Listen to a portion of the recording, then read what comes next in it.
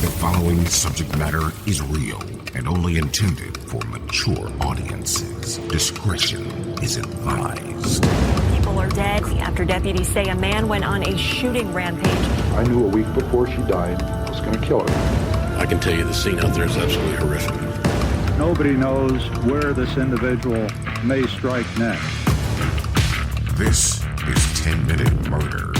Hi, welcome to 10-Minute Murder, brief and bingeable true crime.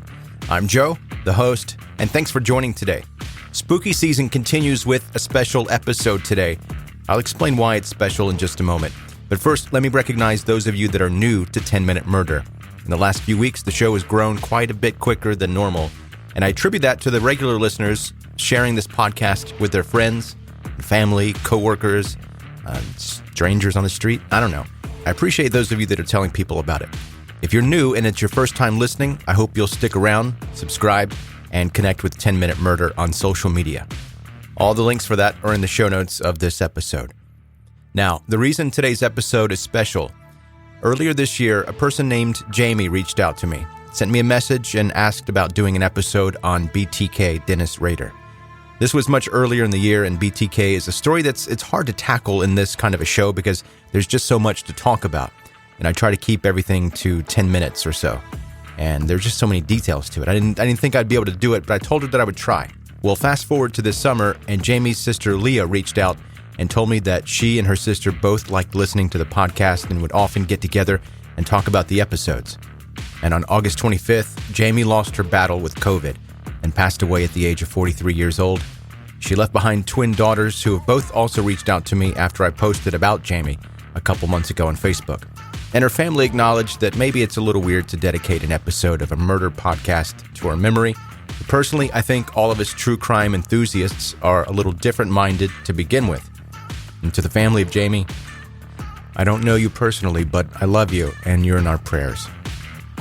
Now to the story. When something terrible happens, something that is so evil, it transcends the limits of human understanding, we begin to look for an explanation. For example, when a mass murderer takes 50 innocent lives in a ruthless killing spree, we look at that person and think, what caused them to commit such a gruesome act? Was there a mental illness behind everything? Or maybe in their past something happened so terrible it turned them into a killer? Or were they just simply born evil? Many serial killers have been able to successfully hide out in plain sight for even extremely long periods of time. Those who successfully blend in are typically employed, have families and homes, and outwardly appear non-threatening, like average members of society. They look just like everyone else. So what drives them to take human life? This time, we take a look at Dennis Rader, or as he's known, BTK. We'll look into his life, his past, and see if there were any warning signs of the future serial killer he would turn out to be. Or see if his childhood and life before his crimes were just as ordinary as anybody else's.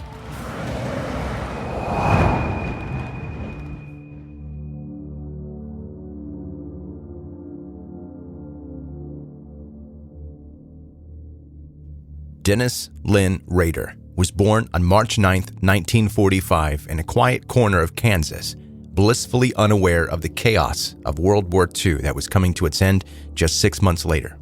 Dennis was the oldest among the four sons of a bookkeeper, Dorothea May Rader, and Kansas Gas and Electricity employee William Elvin Rader.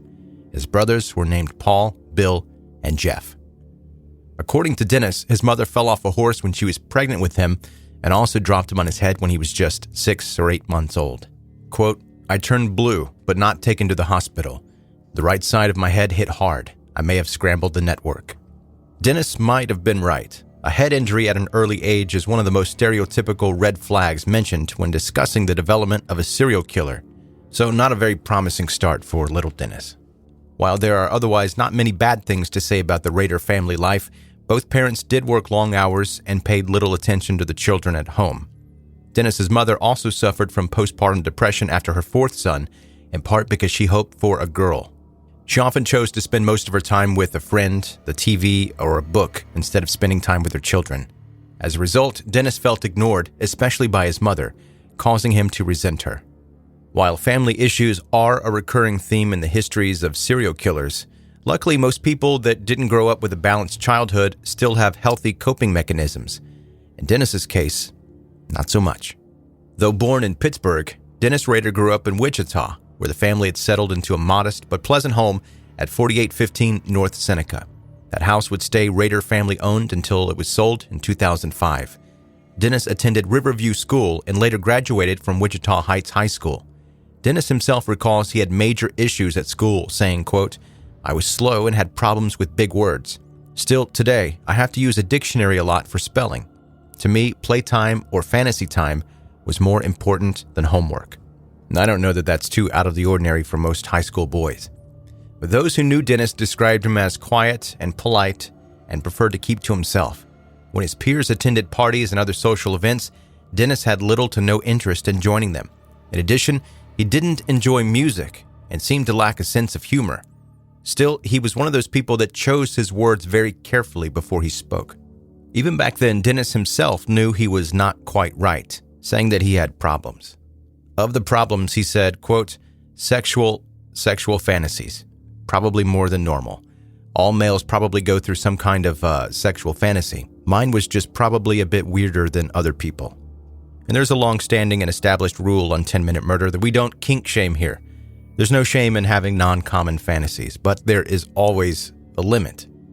Dennis claimed that it all started when he was a young boy and saw his mother, who got her ring caught on a couch spring and she couldn't get her hand out, so she asked little Dennis to get help.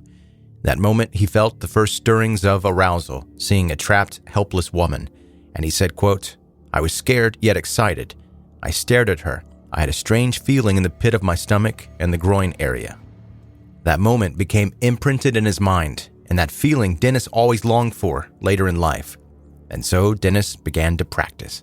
He would often tie a rope around his ankles and hands and place a bag on his head, an eerily similar method that Dennis would later use for his unwilling participants. He acted out sexual fetishes for voyeurism, autoerotic asphyxiation, and cross-dressing, often spying on female neighbors while dressed in women's clothing, including women's underwear he had stolen. Dennis also cut out photographs of beautiful women from magazines and drew ropes and gags on them to satisfy his fantasies of torturing trapped and helpless women. However, the pictures quickly proved ineffective to keep Dennis under control. But Dennis did not have violent thoughts only towards women. We all know the one sign that is said to predict if there is a high probability for someone to grow up to become a serial killer or violent individual, and Dennis was a model example. He was cruel and abusive to animals, even hanging cats and dogs after first torturing them. Still, Dennis kept this side of his life well hidden from everybody that knew him, so nobody had a chance to intervene. Dennis eventually graduated from Wichita Heights High School in 1963 and spent the next 2 years working odd jobs before enrolling at Kansas Wesleyan College in Salina. However, Dennis only studied there for 2 semesters before dropping out and joining the Air Force in 1966 at age 21. He was first sent to Lackland Air Force Base in San Antonio, Texas for basic training before spending time in 2 more bases in the U.S. until he was moved to Okinawa in 1968. During his time with the Air Force, Dennis also had assignments in Greece, Korea, and Turkey, and eventually reached the rank of sergeant. Otherwise, nothing remarkable happened during those 4 years, and it seemed like Dennis did not let his fellow airmen see his dark side. He was just one of the guys, blended in so well that his former buddies were shocked as they found out decades later what Dennis had done. He was eventually discharged from active duty in the summer of 1970, and Dennis returned to his hometown of Wichita, Kansas.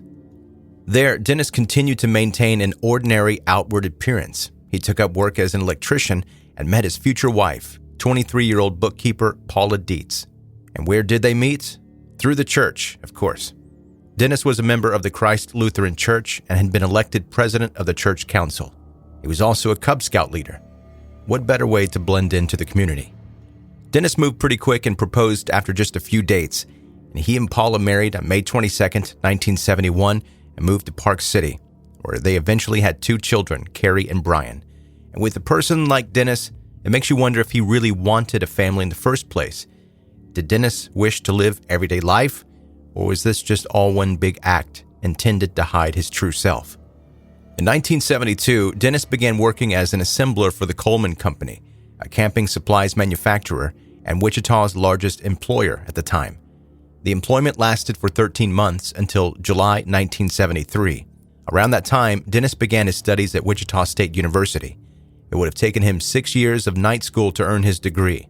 For Dennis, 6 years was a long, long time. You see, Dennis was still, like I mentioned before, a poor student. And it's believed he might have had some type of learning disability in addition to being a horrible speller. He never achieved more than a C average, and understandably, Dennis was feeling frustrated.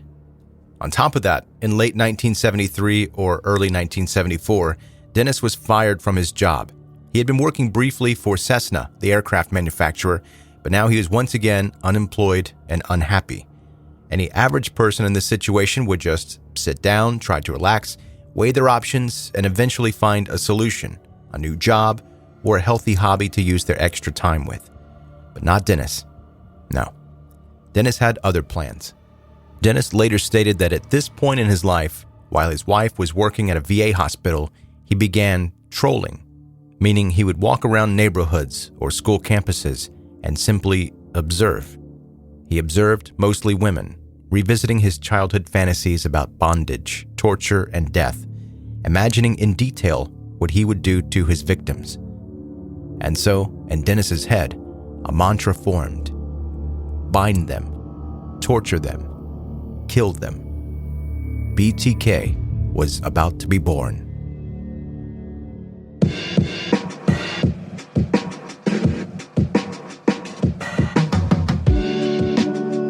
That's today's 10-minute murder, brief and bingeable true crime. And I'm realizing just now that I didn't tell you at the beginning that this was going to be a multiple-part episode. Surprise! We'll pick up with part 2, where Dennis Rader becomes BTK on the afternoon of January 15th, 1974, when he killed members of the Otero family. And that episode will take us from then right up until today. Thanks for listening today, and if you are brand new to this podcast, I hope you will subscribe and then follow 10-Minute Murder on social media. The links are in the show notes of this episode, or you can just type 10-Minute Murder into the search bar wherever you want to follow 10-Minute Murder, Facebook, Instagram, or Twitter. And if you're really into the podcast and happen to listen on Apple, you can leave a 5-star review, and that helps the show grow and reach more and more people. Thank you for listening to 10-Minute Murder. Have a good night.